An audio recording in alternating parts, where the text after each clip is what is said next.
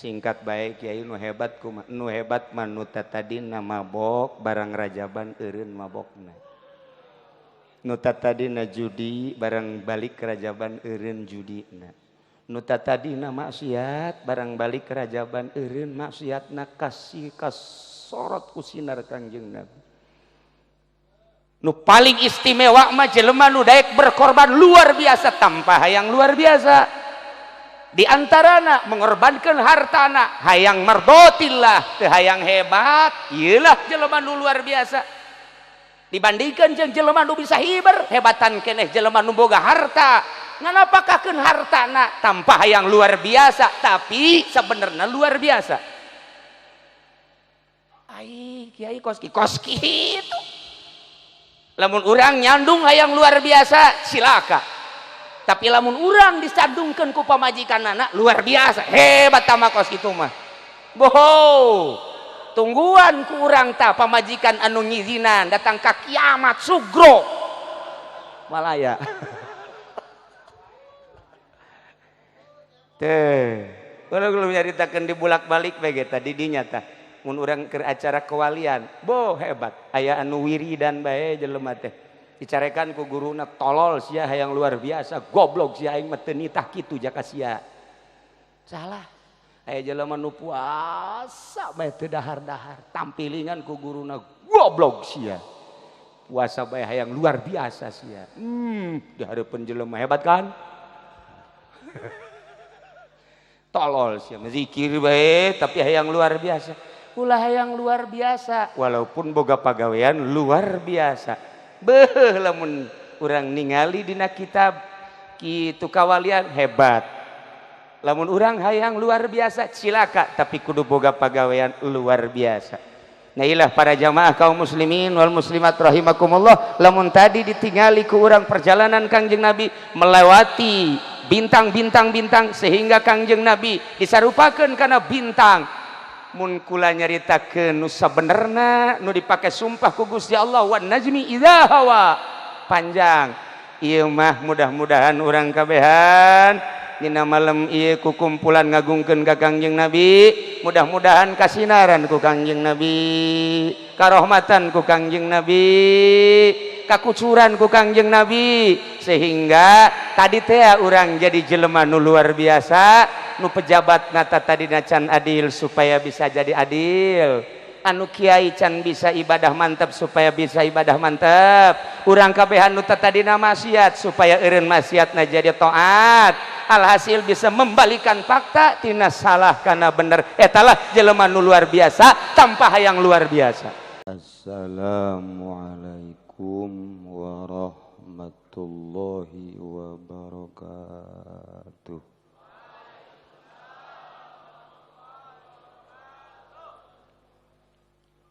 Alhamdulillah wassalatu wassalamu ala rasulillah wa ala alihi wa sahbihi wa mawalah amma ba'du faqala Allah ta'ala fil Qur'anil Karim wa huwa asdaqul qailin A'udzu billahi minasy syaithanir rajim wa dzakir fa inna dzikra tanfa'ul mu'minin al-ayat langkung tipayun urang sami-sami nyanggakeun puja sinaran puji ka Gusti Allah anu Maha Suci parantos masihan tina rupa-rupa nikmat ka urang sadayana terutama nikmat anu kacida pisan ageungna nyaeta nikmat iman sinareng Islam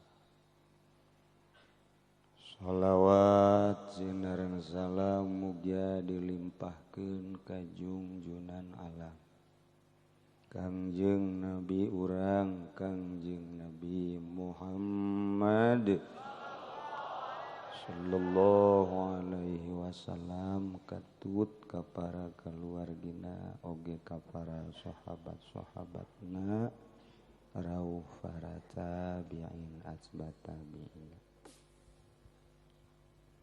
al-mukarramun para alimil ulama para asatid wabil khusus kakersana Gus Nuril oge ka Al Habib Abdur Razak oge ka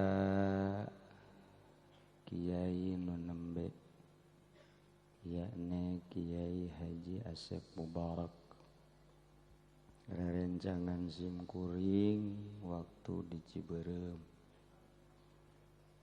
nuku simkuring dijelaskan kamari insyaallah mubalegna lurah jadi horeng lurah pondok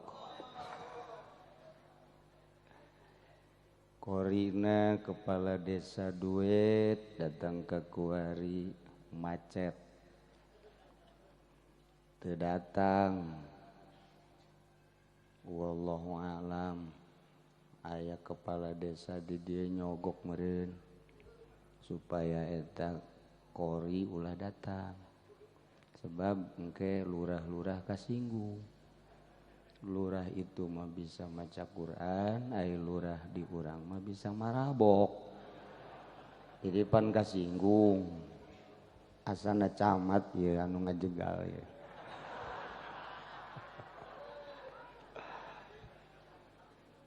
para kiai anu sanesna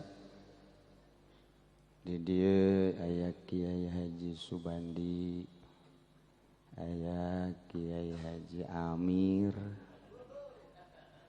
aya Kiai Haji Fudoli aya Kiai Haji Jamal aya Kiai Haji Mami Cikupa tukang kenteng Kiai Haji Agus Ali Jek Kiai nu sanesna Kiai Zainal Abidin Bos Tipiko nu alhamdulillahirabbil alamin teu hilap aya Kiai Haji Supendi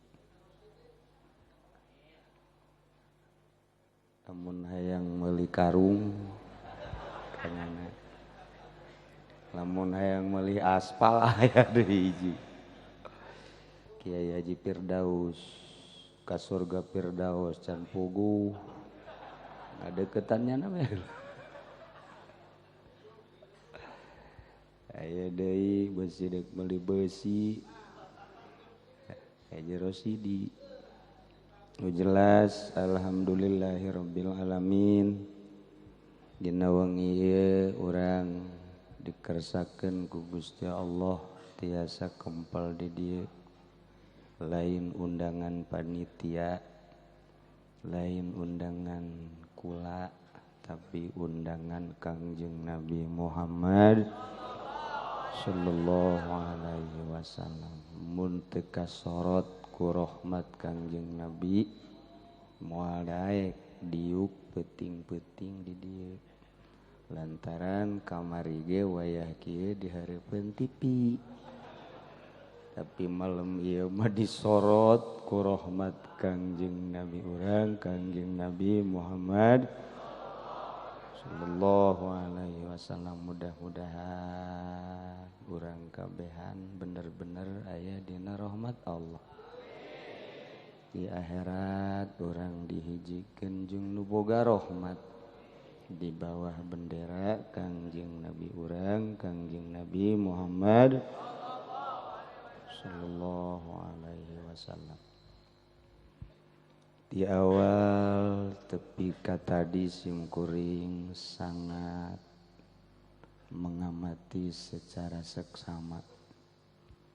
Nu alhamdulillah otak urang mun buatan Jepang moal mahi.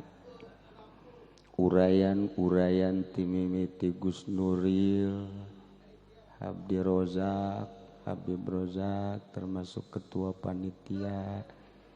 Tambah tadi Kiai Asep, jecek ulah mah loba jasa teh mah ilmu. hampir tekawadahan lamun buatan Jepang, tapi kulantaran buatan Gusti Allah asana can sakumaha ilmu nu asup teh aja keluar deui. Asa can dieusian. Para jamaah kaum muslimin wal muslimat rahimakumullah, simkuring mah doa.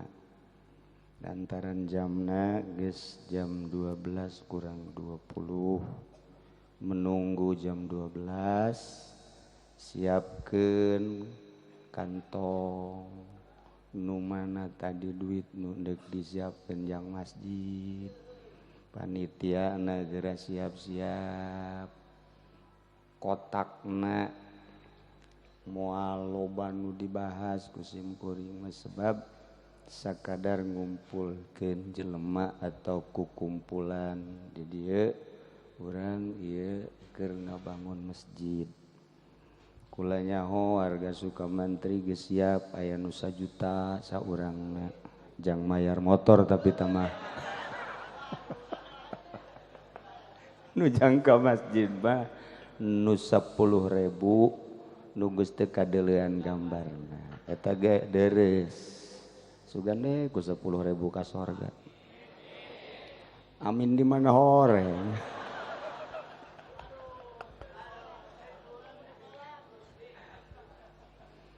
Para jamaah kaum muslimin wal muslimat rahimakumullah. Langit bumi katut eusina adalah ciptaan Gusti Allah. Di antara ciptaan Gusti Allah nu pangmulyana ialah manusia. Nu mantak manusia ciptaan Allah nu pangmulyana lantaran didukung ku dua kekuatan nu optimal.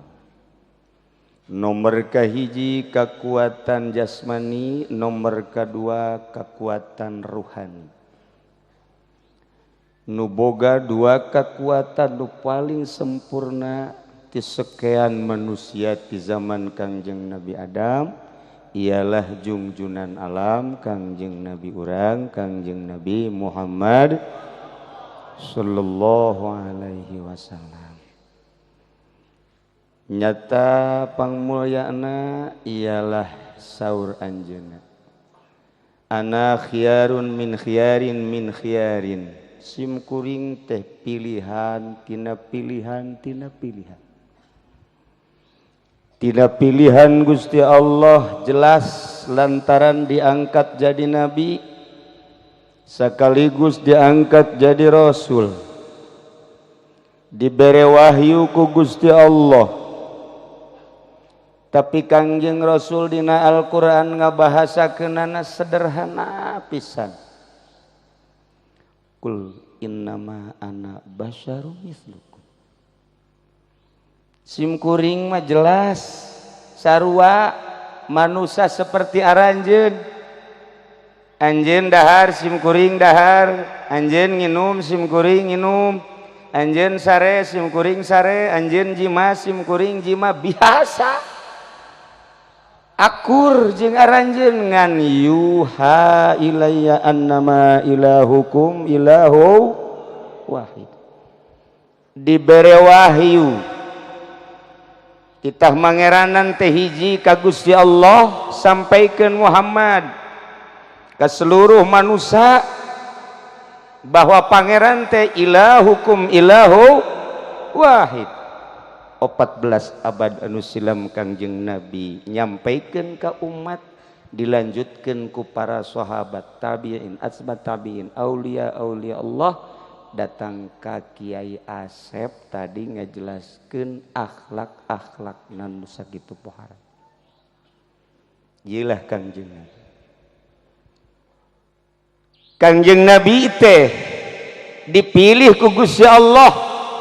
Memang geus direncanakeun lantaran Kangjeng Nabi mah maksum teu katempelan ku dosa sabakatul hiber-hiber aja. Etalah nu titah dituturkeun ku urang sebagai umatna sarua ulah katempelan ku dosa sabakatul hiber-hiber acan. Ditaluturkeun ku para sahabat, ditaluturkeun ku para tabiin, ditaluturkeun ku para aulia Allah, dituturkeun ku ari ku Kiai Golkar. Alhamdulillah. Nabi kakatuhu Golkar kakencan. Kangjeng Nabi mah tilok aya di handapeun tangkal caringin nya nama. Kunaon ai kiai di dieu mana kiai nanya. Mau disebutkan isi. Tuh. Gancang bae Kangjeng Nabi teh rindu jasa ka Gusti Allah. Nu mantak rindu Kangjeng Nabi teh lantaran dikiriman bae wahyu. Di mana butuh jol wahyu melalui malaikat Jibril, asal butuh jol malaikat Jibril mawa wahyu. Geus luar biasa wahyu. Ku Kangjeng Nabi teh dirasakeun, disampaikan ai jeung nu mere wahyuna can kapanggih. Rindu Kangjeng Nabi teh. Urang lamun dikiriman bae cucur ku kabogoh urang, cucur deui atau kue cincin deui, tetep bae kue cincin teh dideuleu, diteneng-teneng, dideuleu ai can kapanggih jeung nu nyieuna mah cucur tinggal cucur. Tetep bae rindu ka sarwiti. Lamun urang nyaritakeun rindu ketika jauh, rinduna luar biasa. Makin deket jeung sarwiti makin menjadi-jadi rinduna. Nu paling rindu menjadi-jadi ketika aya sapager doang urang di jero, sarwiti aya di luar. Masya Allah, eta mah paeh ge hampir. Rindu menjadi-jadi teh kos kitu. Tanyakeun ge. Ka Rusdi. Coba ge. Duh, di mana-mana nyananya ho aya di belah dia, urang di dia, aya tembok. Ngaji mah ngaji bae nu didengikeun soranyana. Aya sarwitinya, aya sarwiti. Duh, Masya Allah. SMS-na geus loba jasa ieu. Kangjeng Nabi rindu ka Gusti Allah. Yang celing hate teh hayang kapagih kikirimanana geus loba. Oh, cek Gusti Allah Jibril jemput hamba kaula nu ngaran Muhammad, rinduan ka kaula. Mangga cek malaikat Jibril. Tuh di Masjidil Haram, bawa ka dieu ka Sidratil Muntaha. Mangga. Ku abdi bae diakep, ulah diakep, cokot kendaraan buruk bawa ti sorga. Ai kitu eta kendaraan buruk bisa dibawa ka bisa. Engkena jangsa loba keneh buruk di surga, jang panitia Rajab. Mun teu korupsi. Jang pacamat tah. Jang padan ramil. Kapolsek puat-puateun habek ka buruk. Lantaran buruk mah cepet nyana kurang nyekelan raga. Kapolsek mungsrut ragag ti buruk lantaran nabeuh priwit tak kenceng teuing. Camat ragag. Lurah mah hepe gepeng. Ieu buruk mah cepet teuing teu kaudag. Masya Allah, aya panitia Rajab gitu. Cekelan menyekelan nya geus puluntang kulanting nya gitu. Ngan teu datang tetep. Teu datang ka sorga naik buruk sebab biasana nya nama naik mio nang ridit. Ai buruk mah kudu ditumpakanana ku ahli Allah. Ari ieu nu area di dieu cek Ki Asep ge tadi kiceupna kiceup kredit. Pasti di akhirat mun ieu ditumpakeun ka buruk ragag. Dijamin beungeut kieu mah ragag. Amin.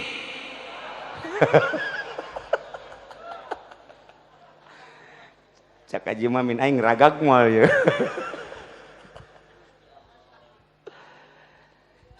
Gancang dibawa buruk bersihan heula. Jang contoheun urang besi deuk naik buruk bersihan heula. taekeun Jibril geus peuting ngajina ye 10 menit deui berangkat set datanglah ke Masjidil Aqsa. Di Masjidil Aqsa taekeun ke Sidratil Muntaha. Di Sidratil Muntaha terus naik. Wah, cek malaikat Jibril. Kuring mah dugi ka dieu Muhammad. Teu bisa naik ka mustawa. Ismanya kita tadi nage milu henteu. Lain wilayah Sukamantri masa kikieuna. Dek diperebutkeun ku opatan. Tapi kuring nyaho pasti nu menang nasim kuring demi Allah nyaho. Hiji.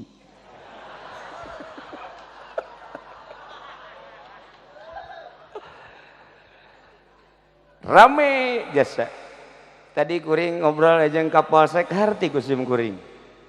Di ditu aya anu ribut gara-gara bendera disoekeun. Cak Kapolsek, "Kenapa?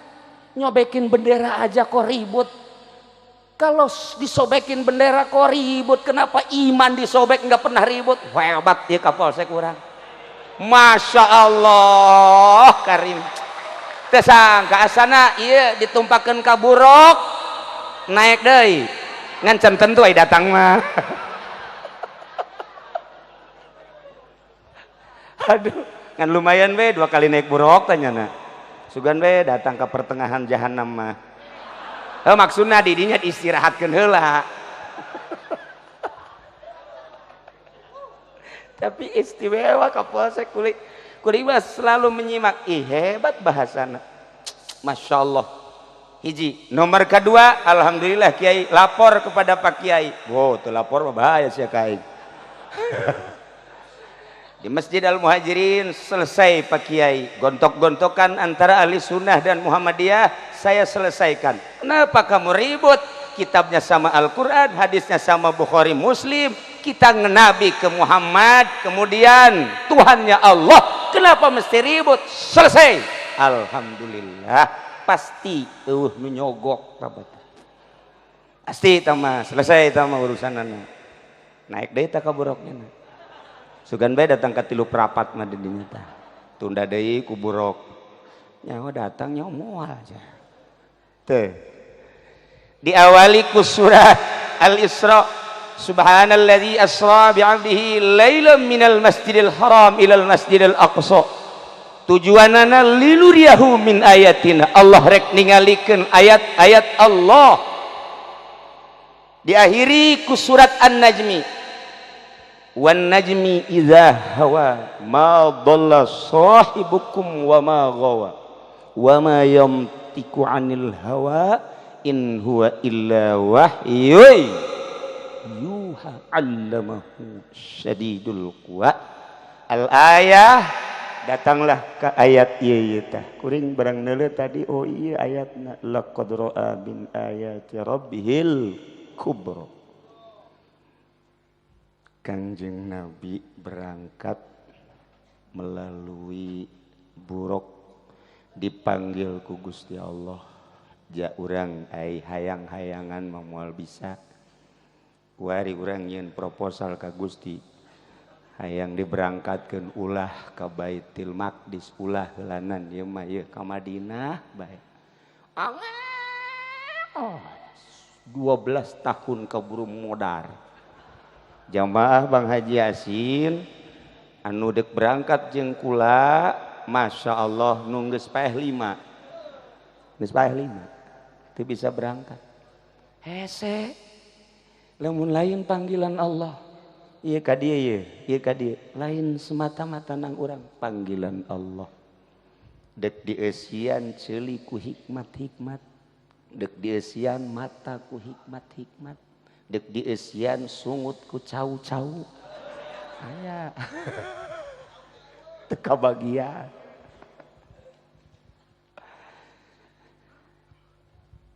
Tapi nu paling istimewa Gusti Allah teh ngamimitian ayatna eta ku bintang. Wan najmi idza hawa. Demi bintang ketika terbenam teka tingali ku lubuk panon, teka deuleu ku mata. Tapi kok dipake ku Gusti Allah, sumpah teh sembarangan Gusti Allah teh. Dina Al-Qur'an make sumpah wan najmi idza hawa ma dhalla sahibukum wa ma ghawa. Lantaran deuk nyaritakeun kaistimewaan Kangjeng Nabi make sumpah na ge wan najmi demi bintang nu kadala ku urang bintang teh laletik kok pake sumpah si ku Gusti Allah. Ternyata begitu ku urang dikaji dina ilmu falak, ahli astronomi mendeteksi ternyata bintang jumlahna aya 30 miliar. Eta teh kakarak di galaksi urang Bima Sakti, sedangkan jumlah galaksi aya 500.000 galaksi. Bintang anu terdekat jeung bumi eta jarakna adalah 4 tahun cahaya, sekitar 23 triliun mil. Saluhureun eta aya bintang ngaranna bintang Arcturus. Saluhureun eta aya bintang-bintang mega. Eta bintang teh kira-kira 14 tahun cahaya. Kemudian aya bintang deui nu 50 tahun cahaya, aya anu 100 tahun cahaya. Urang geus jelas nyaho aya bintang Andromeda, eta adalah 1 juta cahaya. Masih keneh loba keneh bintang. Oh, horenganan. Ialah nu bakal dilalui ku Kangjeng Nabi teh. Mantap Kangjeng Nabi dibahasakeun dina eta Al-Qur'an wan najmi. Mun tadi dibahasakeun demi bintang. Lantaran bintang eta nuduhkeun. Tidak. Kangjeng Nabi leuwih tibatan bintang nuduhkeun anak. Nu mantak wan najmi idza hawa demi Kangjeng Nabi nulir teu beda seperti bintang idza hawa di mana-mana lenyap tina pangdeleupanon naik dibawa ku Kangjeng malaikat Jibril menghadap Gusti Allah jeung sopralna. Sanajan diperdebatkeun nu jelas Kangjeng Nabi teh naik ka Sidratil Muntaha. Tidinya lah Kangjeng Nabi istimewa dibandingkan jeung planet-planet anu lain teh nanaonan. Jeung kautamaan Kangjeng Nabi eta kakarak jarakna hungkul. Lamun urang nyaritakeun kekuatan cahaya bintang, kekuatan cahaya bintang teh aya anu 23 kali lipeteun bumi, lipeteun matahari. Aya anu 30 lipeteun cahaya matahari. Aya anu 100 kali lipeteun cahaya matahari kekuatan panasna. Bahkan aya nu 500.000 kali lipat kekuatan cahaya panon poe. Koreng teu sambarangan Gusti Allah dina Al-Qur'an wan najmi idza hawa. Demi Kangjeng Nabi nulir teu beda jeung bintang anu nuduhkeun ka umat karasa ku urang pituduhna. Malam ieu geus dicaritakeun ti awal tepi ka akhir. Luar biasa Kangjeng Nabi teh mantak madalla sahibukum mamagawat teh sasar teu kaliru Kangjeng Nabi teh. Da Kangjeng Nabi mah wa ma yantiqu anil hawa teu pernah nyarita timbul tina hawa nafsu, in huwa illa wahyu yuha, kecuali wahyu. Kangjeng Nabi ditahekeun teh sakumaha tadi linuriyahu min ayatina, bukti henteu nyata. Laqad ra'a min ayati rabbihil kubra. Kanjeng ningali kana ayat-ayat kebesaran Gusti Allah. Kunaon eta? Ku beningna hati. Lain Kanjeng Nabi bae. Umatna di mana bening bisa ningali ka Gusti Allah ku mata hate, di akhirat bisa ningali ka Gusti Allah ku mata ieu. Lamun para aulia Allah geus deuleu ka Gusti Allah kana kebesaran Gusti Allah ku mata hate lantaran beningna hate. Nala sakumaha Kangjeng Nabi. Nah, Kangjeng Nabi teh timimiti berangkat Masjidil Haram ka Masjidil Aqsa, ti Masjidil Aqsa naik ka luhur ka Sidratil Muntaha. Dedeleuan Kangjeng Nabi sebagai ayat-ayat Gusti Allah anu luar biasa geus didardirkeun ku Imam Dardir. Di Bukhari geus nyata, di Muslim geus nyata. Uraian ulama ngajelaskeun uraian ucapan Kangjeng Nabi jelas. Ngan aya hiji beja geus peuting ieu mah ye nu sok dicaritakeun ku Sayyidina Ali. Wa qala Aliun radhiyallahu an karramallahu wajhah. Cek Sayyidina Ali, dakhaltu ala nabi ana wa Fatimatu simkuring lebat ka Kangjeng Nabi sareng garwa simkuring Siti Fatimah putri Kangjeng Rasul. Barang lebat ka Kangjeng Rasul, Masya Allah. Kapenda Kangjeng Rasul teh yabki bukaan sadidan. Keur nangis, pohara nangisna.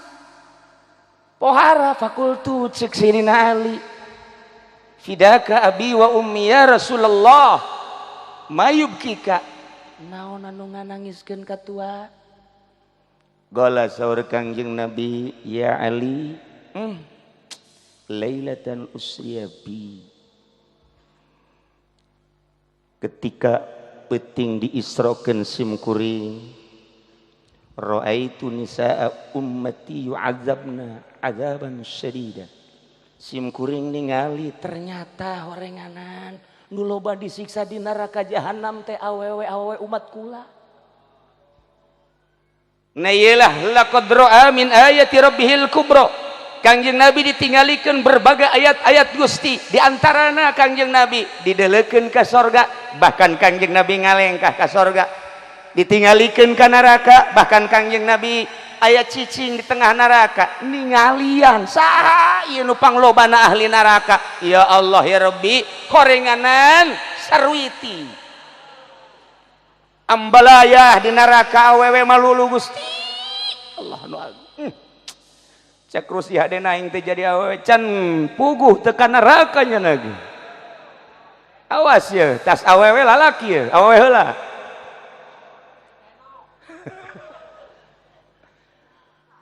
Ra'aitu imra'atan mu'allaqatan bi sya'riha. Simkuring teh ningali awewe digantung rambutna di neraka.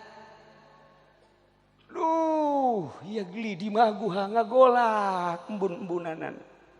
Nek teu cari kumaha cek Kangjeng Nabi. Wa ra'aitu imra'atan mu'allaqatan bilisaniha wal hamim yusabbu ala halqiha. Belah dia aya awewe deui digantung letahna. Sementara cai panas dikucurkeun kana lak-lakanana. Nek teu kumaha cerikna. Wa ra'aitu imra'atan yusaddu rijlaha ila zadiha wa yadaha ila nasyatiha. Aya awewe anu digantung di talian di bagudet, sukuna datang ka susunat, leungeunna datang ka embun-embunanana. Wal malaikatu yadribuna ra'saha, sementara malaikat nenggeulan sirahna bi maqami aminan nar, maka pentungan tina seuneu. Deuk kumaha teh ceurik na Ali. Wa ra'aitu imra'atan wajhuha wajhu khinzir wa badanuha badanu himar. Aya awewe deui aneh. Ari beungeut na ieu beungeut babi, aya awakna awak himar. Dek kumahan teh carikna terakhir wa ra'aitu imra'atan ala suratil kalbi. Awewe rupana kos anjing bae. Kos anjing kumahan teh carikna Ali. Taqamat Fatimatu, Siti Fatimah nangtung. Kemudian Siti Fatimah teh naros ka Kangjeng Rasul. Ma'amaluna. Dupi amal naon eta awewe sehingga yu'adzabna bi'adzabin syadid, disiksa anu pohara jasa ya Rasulullah. Saur Kangjeng Rasulullah, amal mu'allaqatu bi sya'riha fa innaha kanat la tughatti sya'raha minar rijal. Awewe anu digantung buukna kemudian dihandapna digarang make seuneu, ieu otakna embun-embunana ngagolak seuneu, eta adalah umat simkuring awewe anu buukna rurundayan di hareupeun salaki, di hareupeun lalaki mana bae nu lain mahram. Pan kuari deuleu di ditu di hareup isuk-isuk jam 7 pan kolot ge kararieu bae neuleukeun. Itu mah buukna mantep tuh. Weh, mantep jasa itu mah putih deh. Orang mana itu? Wah, Lampung. Gede adat ya mah ya. Ai itu ngarundai itu hideung Brebes. Coba bayangkan ku Kangjeng Nabi geus kadele wala qadra'ah min ayati wala qadra'ah min ayati rabbihil kubra. Masyaallah. Ari eta nu digantung lisana ya Rasulullah. Wa amal muallaqatu bilisaniha anapon cak Kangjeng Rasul awewe anu digantung lisana. Kemudian lak-lakana dicician ku cai panas. Fa innaha kanat tu'zi zaujaha. Eta mah awewe anu sok nganyerikeun lisana ka salakina. Asal salakina tas ngariung bae haju bae tas di mana? Peting-peting kalau loyogan malulu batur ge Bali. Sapira mau berkat doang. Kok koprak beak 12. Mal dibejakeun aya jelemana di dieu. Coba eta awewe nu kos kitu cilaka 12. Asal boga duit diusapan salaki, asal teu boga duit balik ka ditu. Gedean kanjut bae. Ngojek ku ngojek na teu meunang duit bae. Mabur. Cek salaki hek bae. Mun sugih aing nyandung ye sebenarnya mah. Ngancamna kana nyandung. Ieu ge nu ngaharewas panitia masjid geus etilu ye. Kiai kawinkeun atuh emang kunaon? Nu di imah galak. Ya Allah. Cilaka ye si gade. Ai eta anu digantung susuna wa amal muallaqatu ala sadiha anapun awewe anu digantung susuna fa innaha kanat tu'zi farasa zaujiha eta mah di mana-mana salakina eueuh nyana siapeun didayung ku tatanggana mempersilahkeun kanu sejen bahkan masang tarif nyana masang tarif tukang ojek cukup 10.000 utang supir angkot 15.000. Ya Allah, tukang kenteng 50.000.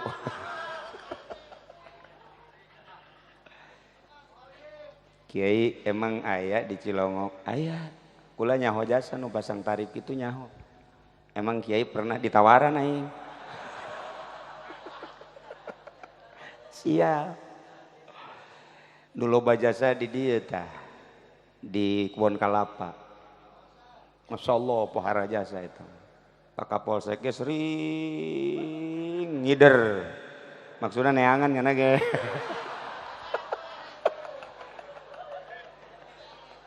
geus teu pareres ya lah ulah sok bawa sombong atuh pan di deule di ditu yang subur geja kos kitu atuh silut pike pan kos kitu atuh meureun nu dariuk dieu ge asana atuh lah yang tekanyawan be mudah-mudahan udah diuki manteu amin ya rabbal ngan hayang doang kakarak endek doang mudah-mudahan ulah jadi lamun kukula dibukakeun bukuna di Pemda lillahi ta'ala nyaho kula wah sombong Kiai sekali-sekali memang sombong kula nyaho kula mah lain lalagan mun kuari bupatina hadir Bupati Zaki dek dibejakeun ku kula dek dibejakeun emang bupatina moal marah moal ja nyaho kula ge kartuna moal be pokona mah nyaho lurah nyaho sakabupaten Tangerang nyaho lurah nu mabok nu judi nu zina lillahi ta'ala nyaho lillahi ta'ala nyaho orang Pemda mun dibukaan bukuna tek urang mana-mana lagi nyaho jasa lah sombong ya emang ku sombong gitu nyaho ya mah dek nyaho bae min dek nyaho bae wah cenah disumpah atuh ani jasa ieu keur miroj pan je emang kumaha gitu lalakuan mantak bupati teu wanian ge ka dieu tadina mah ieu tren awal jang haul ya tren awal sebenarnya mah ya kukula sebenarnya dek diangkat ya bupati ya Allah ya Rabbi teu hadir awas ya Jaki waing kapanggih awas awas dik dinaon moal dinaon. Nya nangis mere rekomendasi untuk pemindahan gardu. Kulima ndek nanya ka bupati teh dek ieu doang, Pak Jaki. Kok enggak tajam seperti bapaknya sih? Dulu bapaknya saya usul 1 hari besok dibongkar. Ini sebulan kok belum dibongkar. Apakah Pak Jakinya yang saya bongkar? Sembarangan cedeki. Emang aing masuk sembarangan. Oh masalah, Pak Camat ge geus nanda tangan. Pak Kapolsek geus siap mengamankan. Pak Dan Ramil sarua. Pokoknya nyaho pindah bae lah. Tadi geus cek Ki Asep. Hayang nu biasa, hayang nu luar biasa. Ya kan? Kula lamun inget kitu inget ka bahasa wali. Hidup itu jangan menginginkan luar biasa. Salah, sebab timbul dari luar biasa akan menimbulkan kibir, takabur. Biasa-biasa bae sebab Kangjeng Nabi ge innama ana basyarum mislukum. Tetapi begitu diteliti eueuh jelema anu naik mi'raj, eueuh nu naik ma'rifatullah lamun teu boga pagawean luar biasa. Urang hayang luar biasa ulah tapi kudu boga pagawean lahir jeung batin luar biasa. Sebab kadituna ge kadituna diteruskeun kapan famangkana yarju liqa'a rabbih falyamal amalan shalihan wa la yusyrik bi ibadati rabbih abada. Falyamal amalan shalihan berarti zahir. Ulah isyrok berarti batin. Kudu seiring, kudu ngabogaan pagawean zahir jeung batin anu luar biasa. Moal diisrokeun Kangjeng Nabi lamun teu luar biasa. Di antara umat Kangjeng Nabi aya nu boga pagawean luar biasa teu kudu jauh-jauh. Syekh Abdul Karim ti Mekah Hiber ka Banten. Syekh Asnawi Caringin Hiber ka Banten. Syekh Mansur Cikadueun Hiber ka Banten. Haji Agus Hiber ti nu Ngora ka nu Kolot. Mantap eta ge Hiber kana naik Lexus. Jelema nu diangkat ku Gusti Allah tanpa luar biasa. Moal aya eta Ki Arwani hebat boga pagawean nu luar biasa. Abuya Cidahu hebat boga pagawean nu luar biasa. Eta Kiai Dimyati Kendal hebat boga pagawean luar biasa. Habib Lutfi Kuari istimewa jasa sebab naon seringnya nyaritakeun Ki Uci anu Ki anu berarti kan luar biasa. Heuh akur asalnya ngabejaan bae ka Haji Agus bener, asalnya nelepon ka Haji Agus bener, ngan aya nu hiji teu bener rahasia tiluan bae tamin. Nah iya kan berarti kan luar biasa. Urang kuari lamun salat model kos kieu bae ye atuh moal naik-naik. Moal naik-naik contona Haji Pendi. Usolli fardhal maghrib Allahu akbar. Karonggoni di mana dilipet nanya. Si Idai si aja sada si Idai. Asana ngahiji budak tah. Wah, isuk mal bisa ka kirim kajian kuku mah. Ghairil maghdubi alaihim waladdallin. Allahu akbar. Salat maghrib 4 rakaat. Atuh moal naik-naik kos kitu mah janu naik masa kumaha tadi wal ya'mal amalan shalihan wa la yusyrik bi ibadati rabbih abada. Urang hayang luar biasa ulah tapi urang kudu boga pagawean luar biasa. Gancang bae Kiai hebat henteu lamun aya jelema bisa hiber teu hebat. Naon sababna? Aya nu bebeja ka Ibrahim bin Adham. Kiai lamun Kangjeng Nabi Isra Mi'raj pohara jasa di negeri Mekah ke negeri Palestina naik ke luhur 2 jam wakilah hanya 4 jam. Masya Allah hebat amat andai kata aya umatna bisa hiber hebat tante Ibrahim bin Adam tuh hebat nu hebat mah lain kos gitu kok bisa teh hebat sih atuh jam manuk bisa hiber bisa hiber teh hebat ditembak bisa bahkan aya deui ulah-ulah wali boa-boa lain wali cek Ibrahim bin Adam naon tuh atuh setan mati masih ka magrib sakiceup di magrib ka masih atuh sakiceup kapan setan mah apan ingkar ka Gusti Allah pan bisa hiber bae mantap kamari ge aya nu ngomong ka kula Kiai toko eta cadanya yang subur bisa hebat gitu pan ilmuna kos gitu sih sia atuh jurig mah leuwih hebat Masya Allah mau diceritakan kehebatan jurig waktu hebat jasa ya gen udah datang ka dieu buah campur jurig ulah dikira hebat lamun daya jelema bisa napak sancang Kiai eta Kiai Ibrahim hebat henteu henteu mun bisa di laut atuh henteu kunaon emang atuh lauk aja bisa henteu dicai ulah heses makhluk Allah bisa ulah heses henteu hebat henteu abdi mah singkat bae Kiai nu hebat kumaha nu hebat mah nu tatadina mabok barang rajaban eureun mabokna nu tatadina judi barang balik kerajaban eureun judina nu tatadina maksiat barang balik kerajaban eureun maksiatna kasih kasorot ku sinar Kangjeng Nabi nu paling istimewa mah jelema nu daek berkorban luar biasa tanpa hayang luar biasa di antarana mengorbankan hartana hayang mardotillah teu hayang hebat ieu lah jelema nu luar biasa dibandingkan jeung jelema nu bisa hiber hebatan keneh jelema nu boga harta nganapakakeun hartana tanpa hayang luar biasa tapi sebenarnya luar biasa ai kiai kos kitu lamun urang nyandung hayang luar biasa silaka tapi lamun urang disandungkeun ku pamajikanana luar biasa hebat tama kos kitu mah boho tungguan ku urang ta pamajikan anu ngizinan datang ka kiamat sugro malaya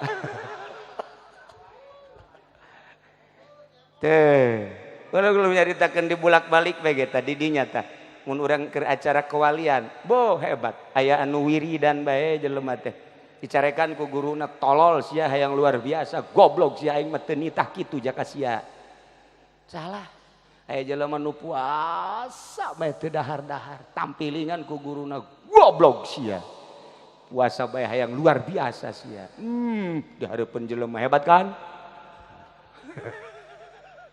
tolol sia zikir bae tapi hayang luar biasa ulah hayang luar biasa walaupun boga pagawean luar biasa beuh lamun urang ningali dina kitab kitu kawalian hebat lamun urang hayang luar biasa cilaka tapi kudu boga pagawean luar biasa nah ilah para jamaah kaum muslimin wal muslimat rahimakumullah lamun tadi ditingali ku urang perjalanan Kangjeng Nabi melewati bintang sehingga Kangjeng Nabi disarupakeun kana bintang mun kula nyaritakeun nu sabenerna nu dipake sumpah ku Gusti Allah wan najmi idza hawa panjang ieu mah mudah-mudahan urang kabehan dina malam ieu ku kumpulan ngagungkeun ka Kangjeng Nabi mudah-mudahan kasinaran ku Kangjeng Nabi karahmatan ku Kangjeng Nabi kakucuran ku Kangjeng Nabi sehingga tadi teh urang jadi jelema nu luar biasa nu pejabat nata tadi can adil supaya bisa jadi adil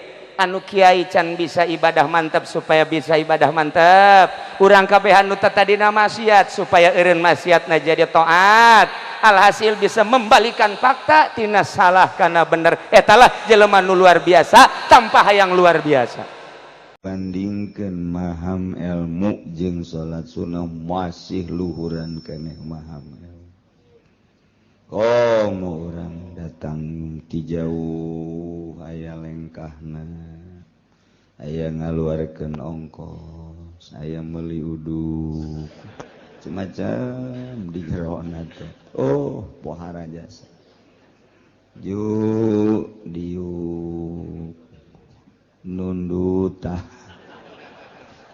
nundutan bae ge leuwih gede tibatan salat sunah nundutanana eta masyaallah pohara jasa antak ngalah ganjaran ngajina nundutan pohara jasa lantaran lamun urang ibadah teu make ilmu acak-acakan lamun urang ibadah teu paham kanu diibadahan acak-acak wal amalul qalil yanfa'u ma'al ilmi billah.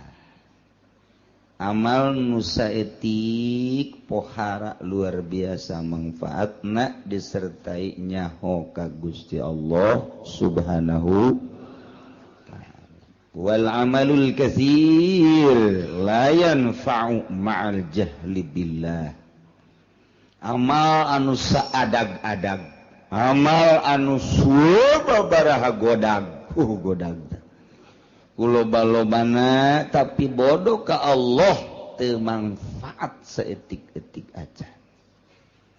Teu puguh atuh ibadah bari teu nyaho ka Gusti Allah mah. Mun teu nyaho ka Gusti Allah engke ibadahna salat bae ngahareupna teu puguh. Babacaanana diganti ku make bahasa Indonesia bisi teu ngartieun meureun Allah teh. Pan bolon eta kos kitu. Teu ngarti ka Allah mah acak-acakan ibadah teh. Ditarjamah Fatihah teh dina salat teh geus teu kudu make Fatihah. Allahu Akbar na ge urang bahasa Melayu mah Allah yang Maha Agung. Atuh bahasa Jawa mah meureunna Allah Maha. Terus kabeh ditu da gitu itu tengarti ka Allah mah kos kitu. Mentak 2 rakaat jelema nu paham ka Allah nu ngarti ka Allah salat dengan 2 rakaat berbanding 1000 rakaat jeung nu teu ngarti ka Allah masih ke dibandingkeun jeung 1000 rakaat beratan nu 2 rakaat.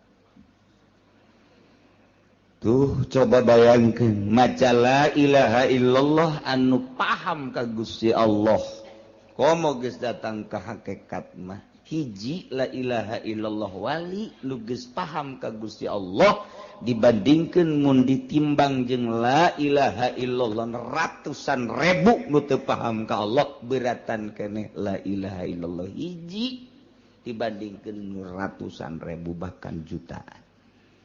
Mentak la ilaha illallah urang mah teu bisa diajak perang. La ilaha illallah teh lamun aya jauh Ambon we muludan amplopna gede. La ilaha illallah na ge embat. Kitu mah la ilaha illallah anu bebeneran tengah peuting. Eueuh nu kos kitu mah je eueuh cauan. Ta eta la ilaha illallah teh bisa ngabanding urang tek ngadoakeun hiji jelema make la ilaha illallah hiji nu paham ka Allah jeung nu berjamaah ratusan ribu jelema hebatan nu hiji. Lantaran hiji ieu mah ngarti ka Gusti Allah. Ta ieu urang ngaji teh hayang ngarti ka Gusti Allah Subhanahu wa taala. Dibandingkeun jeung salat sunah, ieu gedean keneh ngaji. Malah aya nu can salat subuh. Ngaji bae lah pokoknya hewan. Aduh. Cek anu keur dieu ke ziar aing eta teh. Ate salat subuh. Kambe bau bentek teh salat subuh. Insyaallah karim. Tuh gitu. Jadi urang ieu per minggu na urang ngaji teh hayang wauh jeung Gusti Allah Subhanahu wa ta'ala. Bentukna engke mun geus wauh ka Allah moal hayang ngridit eta geus wauh ta ka Allah teh. Lamun nu ngridit can wauh ta ka Allah teh masih kena jauh jeung Gusti Allah. Jauh teh cenah pugu kiai na ge imam jauh teh maka jeung ruku. Mun ngridit keneh can wauh ka Allah. Lamun masih keneh beuki nonton TV eta ge can wauh ka Gusti Allah. Mangganing di imah TV ambalayah. Ta eta can wauh ka Allah mun geus wauh ka Allah mah teu hayangeun nonton TV teh kecuali nu manfaat-manfaatna, berita-berita, informasi-informasi anu memang kitu penting baik politik maupun ekonomi. Nah eta teh eta can wauh ta ka Gusti Allah nu kos kitu ngaran.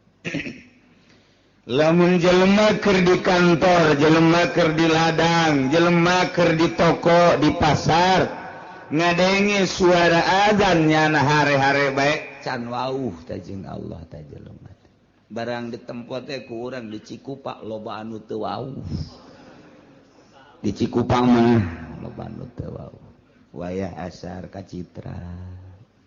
Wayah magrib di jalan kene. Datang ka imah parawiyeng. Isa aju pake nonton TV. Itu di Cikupa teh karita. Ambalaya ka unggal kecamatan, kasepatan. Mau nuntut ya pasar Kemis doang. Teu kaliwat. Ya Allah, ya Rabbi teh warau.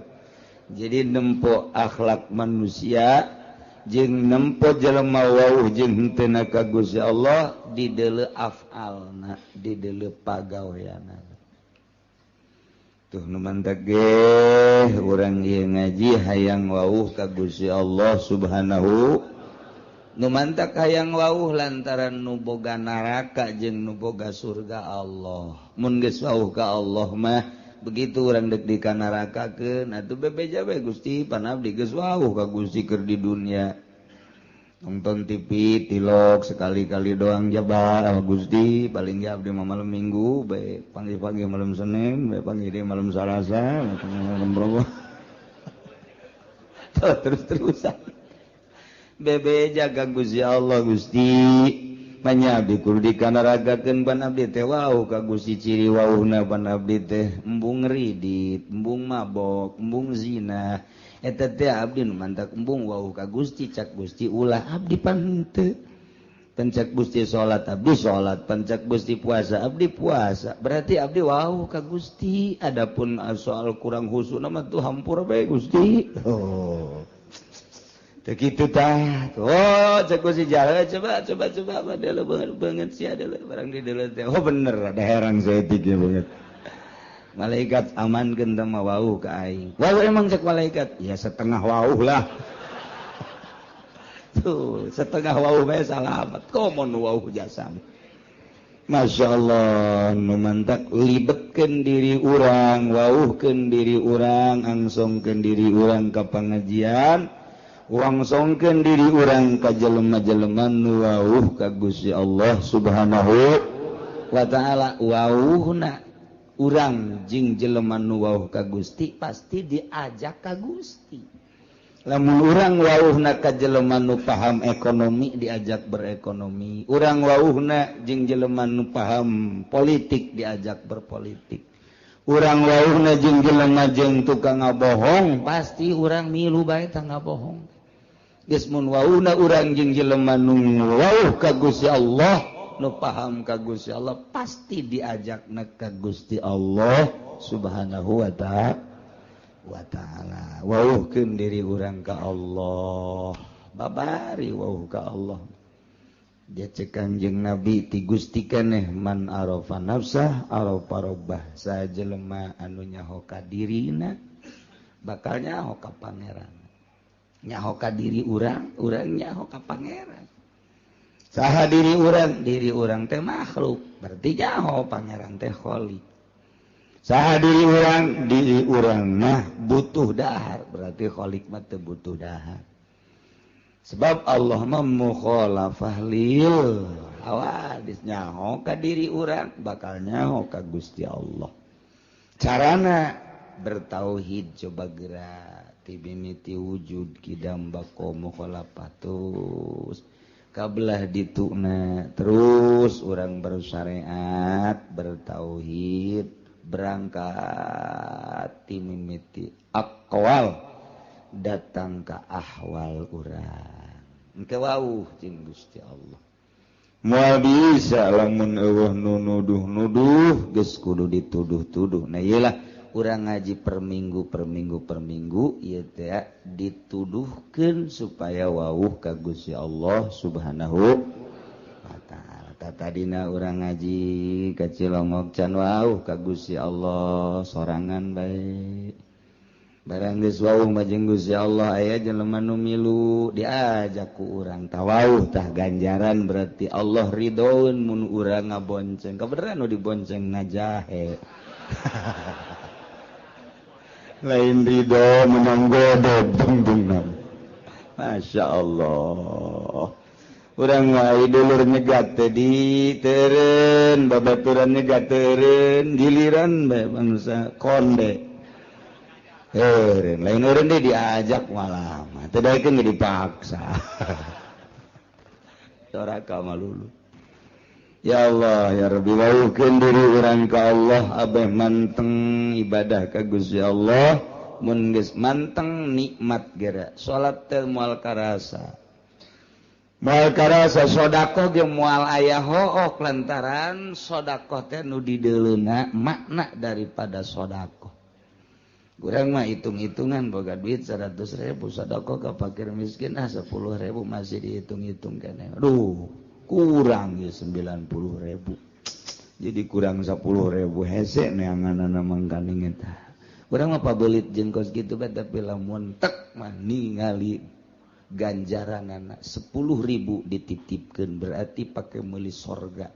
Naon hartina duit 10.000 lamun dibandingkeun jeung sorga Allah. Tah lamun nu kadeuleuna sorga nu kadeuleuna bidadari tuh digerokeun deui pake mesin ka dieu sia kunaon ye kabeh ye urang ngalahin ka dieu sia kunaon 5.000 bae dicokot deui kembalian tah amo sodako make kembali teu kira-kira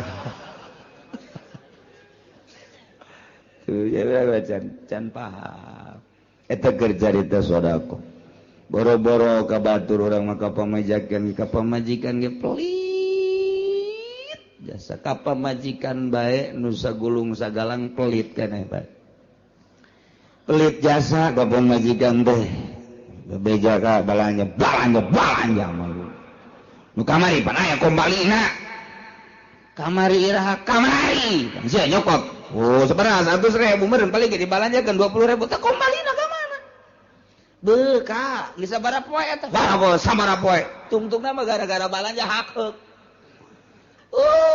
kadenge kata tangga Masya Allah kudunya oke ka balanja tah balanja di tah balanja deh kak beuh lain ye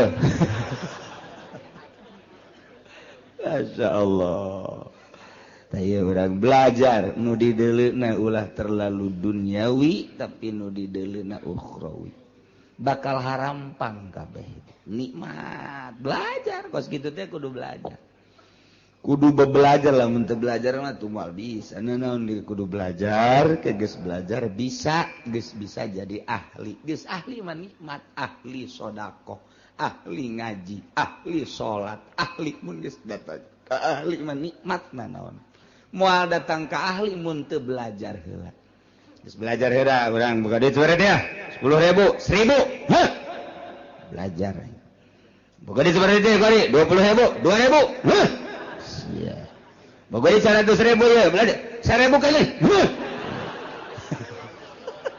teu naik-naik belajar teh naik-naik geus berarti lamun kelas teh mah kelas 1 bae teu naik-naik tak kos kitu teh eta masyaallah urang teh hayang naik darajat urang munggu Allah Subhanahu wa taala faktor mana sektor mana urang nu bisa ye urang mah kebenaran bogana tanaga pake naikeun darajat ka Gusti Allah urang mah ku Gusti Allah diberena teh dunia pake naikeun darajat ka Gusti Allah urang mah diberena ilmu ku Gusti Allah ilmu pake naikeun darajat ka Gusti Allah Allah mere fasilitas ka urang teh titah digunakeun buat naikeun darajat urang henteu kudu jadi kiai bae henteu kudu jadi pengusaha bae naon fasilitas nu aya di diri urang akur bae pake naikeun darajat urang dibere dunia coba dunia pake naikeun darajat henteu urang dibere tanaga coba tanaga pake naikeun darajat henteu ka aing cak Allah ye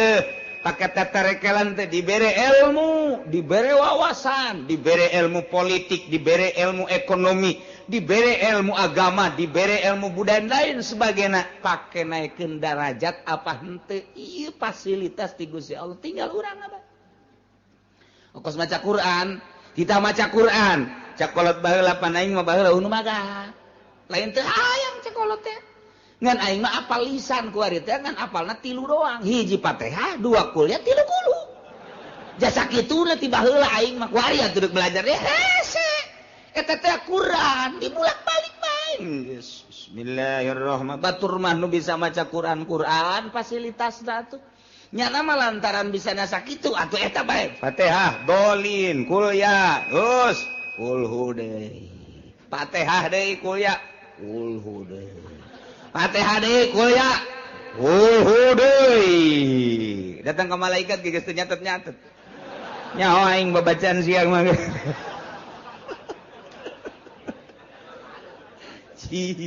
Atuh kos kitu bae eta ulah jadi ulah risi. Ku sebab teu bisa maca Quran aja leup teu baca eta Quran eta. Geus bae kulhu bae geus kulhu bae dieu kulhu kaluar kulhu di jero kulhu peuting kulhu barang kulhu bae. Emang bisana eta doang eta teh Quran. Jadi atakah pan urang mun maca kulhu 100.000 haram ka neraka.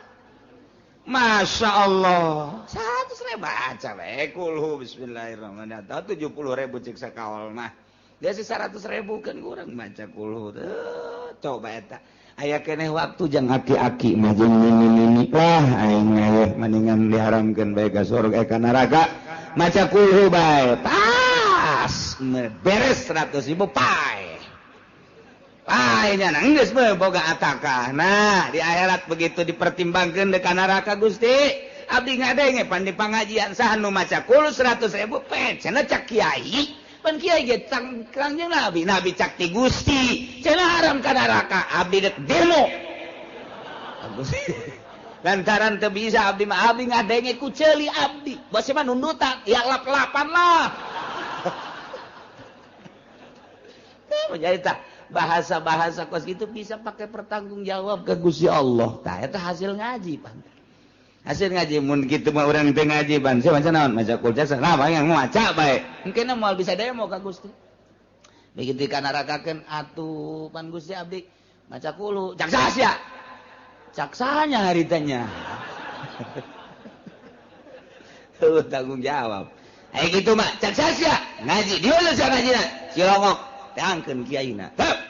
Bener pernah ngutakeun? Bener. Cak sia. Bukan urang teh pan qala Nabi sallallahu alaihi wasallam man qara al-ikhlas mi'ata marrah. Mi'ata alfi marrah bejakeun ataqallahu da. Pada eta cak Kangjeng Nabi. Tapi dipanggil. Bener pencak Gusti. Wah, bener ieu mah tuh. Geus ka sorga kan lah. Cak malaikat ieu catatanna aya nonton TV-an. Ah, geus sampura. Ampura. Nikmat luar biasa tuh. Nuhun libatkeun diri urang di pengajian supaya urang ngarti ka Gusti Allah. Mun geus ngarti ka Gusti Allah ibadah teh mantep. Mantep para ulama daek maca Quran tengah peuting tahajud maca zikir jeung sajabadah ngarti nyana ka Allah. Pagon kiai nu ngartina ka amplop bae mah. Undangan bae kerek nyana. Undangan aing beun paruyeng ceuk kana ieu. Duh, ese cek. Oh, nang puyeng teu lain. Undangan teh kudu mah nikmat. Alhamdulillah rineh ieu maca Quran. Nu biasana osok sajus ieu mah undangan ieu bisa 5 juz. Ieu mah lain, rokok beak ieu. Udah nu ngondang sial. Kas geus ipis ieu. Heran lah gua. Dakwah sih kos kitu. Masya Allah. Tah wauhkeun diri urang carana supaya urang wauh libatkeun di pengajian abeh urang ngarti kanu diibadahan ku urang sebab wal amalul qalil yanfa'u ma'al ilmi billah wal amalul katsir la yanfa'u ma'al jahli billah. Jadi jelema teu paham ka Gusti Allah, jelema can wauh ka Gusti Allah, salat deui maca Quran, maca sholawat, zikir terus bae dilawan ku bari diuk bae ku wali mah hebatan wali. Aya sia gara salat bae. Salat sia nu loba, jutaan rakaat, wali mah kerek. diudangkeun dahar. Dahar. Bismillahirrahmanirrahim. Tas dahar. Itu mah waduh keur tunjelan we salat. Wah, jadi diudangkeun deui. Dahar deui, dahar. Beres. Hebatan keneh nu kerek. Tah eta tah debendak. Iblis teh di masjid, begitu di masjid terjadi nya. Begitu ke masjid terjadi deui. Tanya, kunaon eta terjadi ka masjid iblis? Aduh di dinya aya nu keur sare. Tah nu keur sare sih beusi kahudangkeun nya na mun hudang waduh zikirna teu kawawa. Geus kena hees bae eta macaknya nang teh. Itu pun nu salat teh diantepkeun sebabnya nama salat ge di baturan ku kula ieu. Kula na asup ka jero hatena, heh salat deui sia. Hayang kalem sia kuari mah. Hayang salat deui tuh. Eta mah teh nu hees nu kerek. Asal geus udang bae ge bahaya. Bahaya. Lurah dicarekan ku nya. Camat dicarekan. Geus kena hees bae nya mah. Takos kitu iblis ge teu kuatin. Kajian mengenai SB cuma doh dah eta tanda bahayana seorang manusia nu ngarti ka Allah bisa membabi buta. Pandang bulu sahajeng nya nama zikir bae ka Gusti Allah. Dialah iblis ge iblis. Waduh cek kena ieu mah. Bahaya mendingan kena hasan. Dak lolobana kiai mah harees. Nailah orang ngawuhkeun ka Gusti Allah Subhanahu wa ta'ala pelebah dieu urang ngawuhkeun ka Gusti mengenai hukum-hukum pasah. Sarwiti urang Cikupa kawin ka Kizaid urang Pasar Kemis harita akad tikahna teh di mas kawinan ku 10 gram. Kabeneran begitu akad tikah mas kawina teh bebejana leungit berarti kuari dihutang. Cek walinaan ka tuka wazawatuka binti sarwiti bimahri 10 gram zahaban. Isya kontan apa hutang? Ceknya leungit di jalan, berarti muajalan hutang 10 gram hutang. Mobil tu nikah bimahril mazkur, ajal, kuring, nerima nikah kanyi Zarwiti 10 gram hutang. Oh masalah di hutang tuh masalah. Masalah. Sarua bae jadi. Barang geus kitu caritana deuk disalean ku Ki Zaid. Cek Sarwiti kula mah moal wakas sare bareng lamun mas kawin can dibayar. Oh sia Sarwiti sosoreun lain sosoreun. Sebab mas kawin eta adalah gaganti bud'i. Bud'i teh bahasa Arab, bahasa urangna naon? Gaganti apem. Apem ge can kaharti keneh gaganti surabi nu beulah nu aya cengkehan jerona. Aduh, tah juga harti bae kurang cukup. Urang cukup memang deet pikiranana. Dibere budi teh teu kaharti naon budi cekna. Bahasa Arab jinganna. Datu diaji kurang cikupa, bahasa ortodok. Bagor mah kaharti. Oh, surabi beulah aya cengkehan. Heeh. Anu sok seuri sakapeung baeud sakapeung. Eta. Sia cek awe emang sok baeud sarua bae. Aduh. Adena aing ngaji cek awe nya obe kun barang aing sok baeud burung. Tah. Cek Sarwiti kula mah moal lantaran mas kawin teh iwadun anil budi gaganti liliron tina bobogaan kula. Berarti nyamurah 10 gramnya dihutang. Kuari lamun dibikeun bae atuh uga gantina. Bisa. Ini Sarwiti. Mun can dibayar, moal.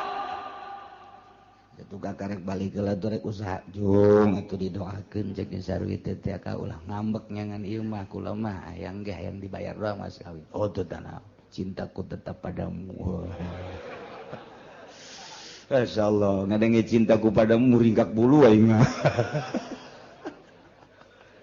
Nah usaha eta dikersakeun ieu Kiki Zaid teh usahana ngajejes pas kawin di PHK kuari usaha teu maju-maju malah aya ge sautak saeutik tah tina modal teh dirampas copet beak kabeh mana kontrakan can kabayar mana duit dicopet batur kabeneran deui kabeneran Masya Allah kontrakan anak bocor Cikiza eta ku kieu teh nyaing hirup ye yuk datang ke pamajikan dek ngahibur diri endahan menta mas kawin waduh Cikiza eta kieu abad geus sabulan ka 2 bulan ka 3 bulan nah ka 3 bulan Cikiza teh jaka kacan boga ieu jang mayar mas moal bisa kulang mah tetep bae mun kakak teu bisa mayar mas kawin kulaman dek meta pembubaran nikah waduh pan berkelanjutan mana kontrakan can kabayar mana modal beak mana pemajikan yang dibubarkeun pertikahanana tah ieu kumaha ieu Sarwiti rumah tangga jeung Ki Zaid mas kawina dihutang 10 gram kuari teu bisa mayar mas kawin geus ditanggokeun datang ka 3 bulan bahkan 5 genep 7 kuari teh hampir 1 tahun can bisa mayar mas kawin keneh bae otomatis si Sarwiti teh panasaran can geus panasaran kanyahoan kuari memang bener-bener teu mampu nyi Sarwiti na kuari menta dibubarkeun pertikahanana tah menta dibubarkeunana meunang henteu kulantaran teu bisa mayar mas kawin wa fi sarihi bil mahri aqalun dina miskin salaki teu bisa mayar mas kawin eta adalah sababaraha kaul azharuha tafsahu qabla waqtin kaul azharna tarjih berarti hasil daripada beberapa penelitian masalah tersebut timbullah kaul azhar na ieu nurutkeun cek kaul azhar seorang istri bisa ngabubarkeun pertikahanana memet diwakti cara ngabubarkeunana wala tasqa hatta yathbuta inda qadin saruhu teu meunang ngabubarkeun pertikahan yana teu aya jalan Sarwiti ngabubarkeun pertikahan hingga tetep mungguh qadi kamiskinan Ki Zaid jadi laporan berarti nyi Sarwiti teh urang Cikupa laporan kuari KKUA Cikupa atau langsung ke kejaksaan pagi cek nyi Sarwiti pagi keneng keras amat bendung kuliah greget hayang gegiraan diuruskeun tenang neng tenang negara orang kan negara hukum bohong negara hukum teh pada usero neboga hukum lagi kudu dihukum ih Sarwiti paham amat ieu jadi mamarahan kieu enak neng kieu kula boga salaki ngaran Zaid urang Cikupa pertikahan kula jeung menang geus satahun jadi nyana waktu nikah mas kawinna dihutang datang ke kuait teu bisa mas kawin saya lapor kepada bapak jaksa bahwa pertikahan saya dengan suami saya yang bernama Zaid mohon dibubarkan ulah waka dibubarkan teliti heula panggil Zaid mana alamat Zaid pasar kemisnya pasar kemis mana pasar kemis kota emang pasar kemis kota kota deh pokoknya malah pasar kepada yang terhormat Bapak Zaid yang berada di kampung pasar kemis kota ongkoh kampung ongkoh kota denan gitu ngaranna saya harap menghadap ke Kejaksaan Cigaraksa sehubungan dengan laporan istri Anda yang bernama Sarwiti mengenai tentang rumah tangga Anda. Diharap menghadap besok pada hari Senin tanggal sekian. Wassalam atau terima kasih demikian kepada Kejaksaan Cigaraksa. Set kirimkan ka ditu baca ku Ki Zaid panggilan saya berangkat Ki Zaid ka ditu Zaid ini nama Zaid betul Pak punya isi yang bernama Sari Tulang Cikup Pak betul Anda waktu pernikahannya mas kawinnya diutang 100 Pak 100 ya Pak betul Pak sampai saat ini sudah 1 tahun mas kawin belum terbayar lunas betul Pak lantas kesiapan Anda bagaimana tiap jam tiap hari saya siap tapi sampai saat ini belum bisa membayar Pak nah sekarang begini sehubungan dengan istri Anda yang bernama Sarwiti telah melapor kepada saya dengan permasalahan tersebut maka Sarwiti ingin dibubarkan pertikahannya tak eta teh langsung geus Sarwiti narapa panggil Ki Zaid dicek keabsahan dan kebenarannya ternyata benar maka kakarak didinya payap sahuhu membubarkan pertikahanana adalah kodi atau jaksa iya Sarwiti iya Ki Zaid ya perlu diketahui setelah seorang istri yang bernama Sarwiti melapor kepada saya setelah dicek laporannya pengakuan suami itu betul sekali maka dengan demikian permintaan dari pihak istri yang bernama Sarwiti ingin dibubarkan pertikahannya mau tidak mau bahwa saya sebagai penegak hukum di Kabupaten Tigaraksa ini di bawah naungan presiden di bawah naungan Bupati Ismet Iskandar maka pertikahan Anda saya bubarkan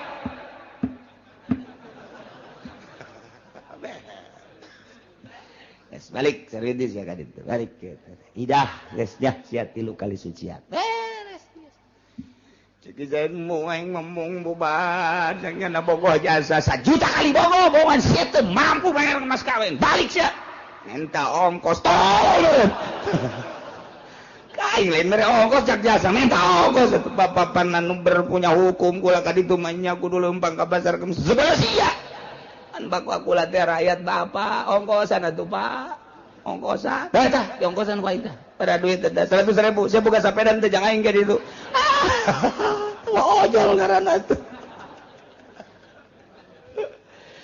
tuh kos kitu jadi teh menang saunang-unang nyaho tah urang jadi wauh we tah ka Allah teh kos kitu peraturan Allah teh kos kitu jadi nyaho ku hari urang lantas ya hukum Allah teh direkayasa begitu tak Sarwiti laporan ke KUA KUA bukan urusan saya ini mah urusan saya mah menikahkan urusan membubarkan pertikahan urusan kejaksaan saya mah menikahkan administrasinya gampang sekali tak 400 gampang itu mah kalau ke sana lain lagi udah ke sana harus berapa urusan saya mah itu mah saya tidak mau tahu datang ke kejaksaan bisa diterima harus ada uang 3 juta nu 3 juta iyalah nu pinarakaeun cukup jang jaksa kokojayan di neraka ku 3 juta sedeng sakitu ge alhamdulillahirabbil tolol beralhamdulillah sama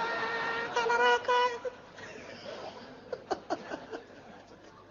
cukup sakitu kita sebab lain dek negakeun agama Allah berarti nyana endek meraup keuntungan dari hukum-hukum Allah nu kuduna ditegakkeun tapi dibuat lahan geura modar sia aing mah ngan ngabejaan doang bisi aing ke di sidang ku Gusti Allah ayo uci bener sia ayeuna pengajian bener pernah nyaritakeun bahwa uang eta teh haram aya saksina jaksa aja jaksana nyala nu nyokot duitna jadi nyala jadi saksi nyala nu nyokot duit sedang sakitu ge tuh lumayan dah mun teu pernah nyaritakeun bahaya kula mah sakadar nyaritakeun tah mah karasa kareuntut ka jero hate jaksa langgeng ku sia teu karaksa ngojari sia di neraka sakitu doang kula mah ngan ngabejakeun doang cak jaksa aing minggu hareup moal ngaji ka ditu sia aing mah teu ngajakan ngaji ka sia aing mah deuk nyampekeun hukum doang ji kiai cenah aing ke bagi 2 bae tolong bagi 2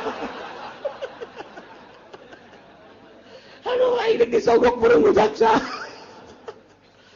ya Allah ya Rabbi gitulah ieu keur carita hukum jadi di jero hukum aya lahan untuk mengambil keuntungan dari hukum-hukum Al-Quran anu Inggris dijabarkan ku Kangjeng Nabi, dikemas oleh ijma ulama, dijadikan lahan di negara ku hakim-hakim, ku jaksa-jaksa, mejeuna jang koko jayan di neraka ge.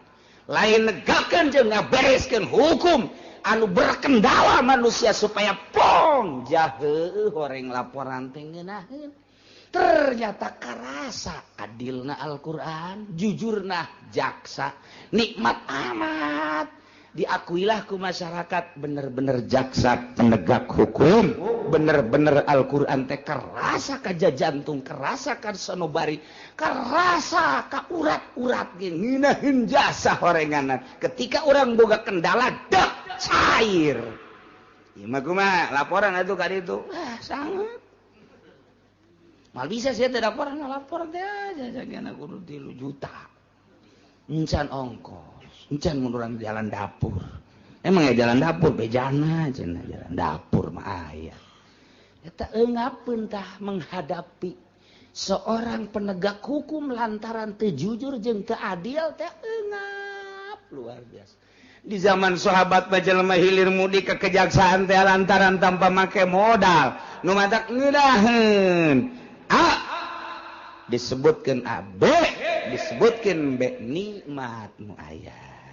Mudah-mudahan di negara orang balik di ka negara baheula tentang penegakan hukum sehingga karasa ku urang keadilan jeung kejujuran negara urang anu dibawa ku para hakim jeung para jaksa di bawah naungan presiden-presiden terpilih. Mudah-mudahan seperti eta sehingga orang bisa ngarasakeun nikmat keadilan jeung kejujuran. Amin ya rabbal.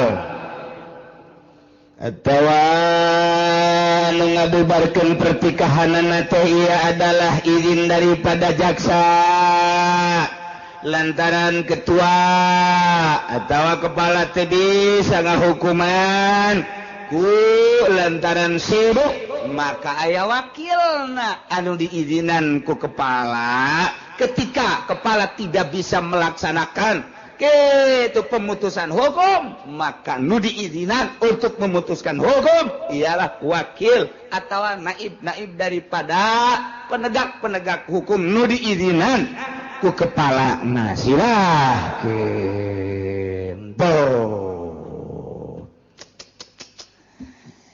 eta teh lamun qoblawatin memehwati kumaha lamun geus diwati Zaid kawin jeung Nyi Sarwiti mas kawina dihutang ditanggokeun ku Nyi Sarwiti hees bareng datang ka 3 bulan barang 3 bulan Ki Zaid teu bisa mayar mas kawin keneh bae nyaah jeung deudeuh mah aya ja cinta ieu karunyaeun Nyi Sarwiti begitu ditoel langsung nangkarak masang Nyi Sarwiti teh masang atuh der bae diwati geus ka ditu nama meureun ngarasakeun ngeunaheun ieu atuh geus lain sakali 2 kali. Berterus rumah tangga ditanya deui ku Nyi Sarwiti geus ka 7 ka 8 bulan bahkan ka setahun ka kumaha ieu masalah mas kawin ditanya deui teh tetep ngabaget Ki Zaid teh yakni teu bisa mayar mas kawin Ki Zaid teh ieu teu bisa mayar mas kawin teh ka belah dieuna Nyi Sarwiti minta pembubaran nikah. Duh jadi masalah ku ari kumaha lamun Nyi Sarwiti mas kawina ditangguhkeun diana di hutang 10 gram kuari mah diwatina geus diwati mas kawin can dibayar keneh bae kuari Nyi Sarwitina lapor minta dibubarkeun pertikahan menang apa henteu hakim minta ngabubarkeun pertikahanana wa fi sarihi bil mahri. Tidak masalah teu bisa mayar mas kawina seorang suami terhadap istrina ieu beberapa kaul azharuha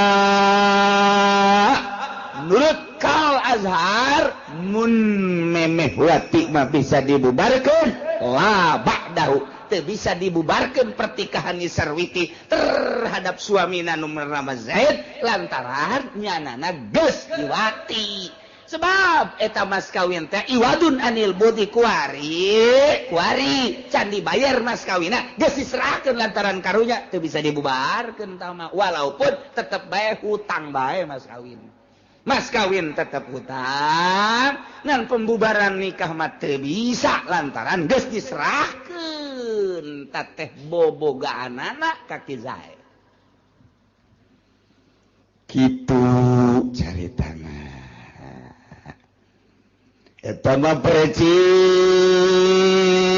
ongkos jelema jual beli Zaid ngajual motor kaki Umar harga 10 juta Zaid ngaranna Bai Umar ngaranna Mustari tak eta jual beli geus jadi secara omong-omong 10 juta wari tinggal nyerahkeun dina barangna yakni motor tah kuari si motorna ieu aya nu maling motorna aya nu maling duit da can diserahkeun motorna aya nu maling tak eta jual beulina geus langsung bubar bae geus teu bisa dilanjutkeun lantaran duitna ge encan dibikeun motorna ge can diserahkeun kabeneran motorna ieu leuwit atau memang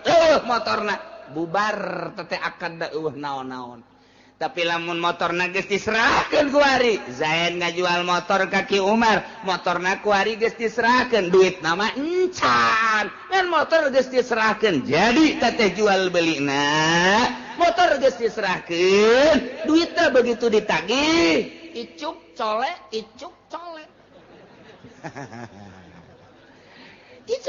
bae terus atawa lain deui cek urang Balaraja mah rebo semen bonen nah ieu jual beulina teu bisa dibubarkeun ku hakim lantaran barangna geus diserahkeun ku ari mah lain tuntutan per pembubaran tapi tuntutan hutang ku ari mah jadi teu bisa dibubarkeun geus teh barang lah diserahkeun geus teu bisa dibubarkeun pertikahanana ku ari mah tuntutanana hutang lah iraha deuk mayar ku ari ge sarua bae ieu teh sarua jeung jual beli di sarwi titelna jual apem kaki Zaid 10 gram cak tukang apem apem aing mah aya bae ieu lain apem eta besi apem nu dingiru lain ieu mah nu dibawa setiap saat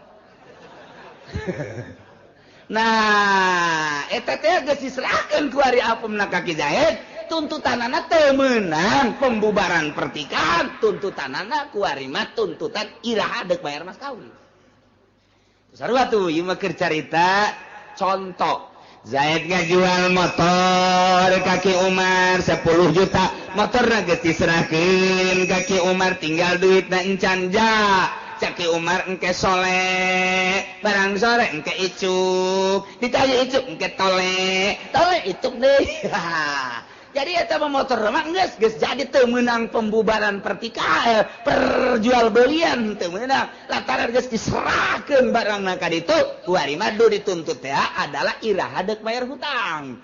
Nah ieu ge sarua bae Zaid kawin ka Nyi Sarwiti kemudian mas kawinna ditangguhkeun 10 gram teh kuari barang Nyi Sarwiti geus dipake ku Ki Zaid berarti geus diserahkeun teu meunang tak ieu ulama teh deuk nyaritakeun la ba'dahu teu meunang sabada diwati mah lantaran barangna geus diserahkeun teu meunang dibubarkeun teu meunang rapa pembubaran ku gara-gara mas kawin lantaran barangna geus diserahkeun ka Ki Zaid kuari mun deuk dituntut iraha deuk mayar mas kawin. Tuh, ieu ngaji dia urang keur di dieu mah iya. Betul. Balik bae. Nungguan sate doang ngungkus balik. Oh. Emang gitu otak urang. Otak urang memang kos gitu. Famatu galin nun najazul pasu. Tulun nurutkeun sekaol mah dilestarikeun ieu pembubaran pernikahan harita kene hakim menerima laporan Sarwiti tentang menang pertikahanana nu ditangguhkeun mas kawina bari barangnya Sarwiti can diserahkeun masih gres keneh. Gres keneh. Teu ngarti orang ketos gres naon sesuna. Pokoknya gres bacan kagores-gores. Masih orsinil kene. Nah, tanya Ki Zaidna, bener. Can pernah ditoel-toel acan bungin, asal ditoel ngajimpret, syaratna mas kawin kudu dibayar heula.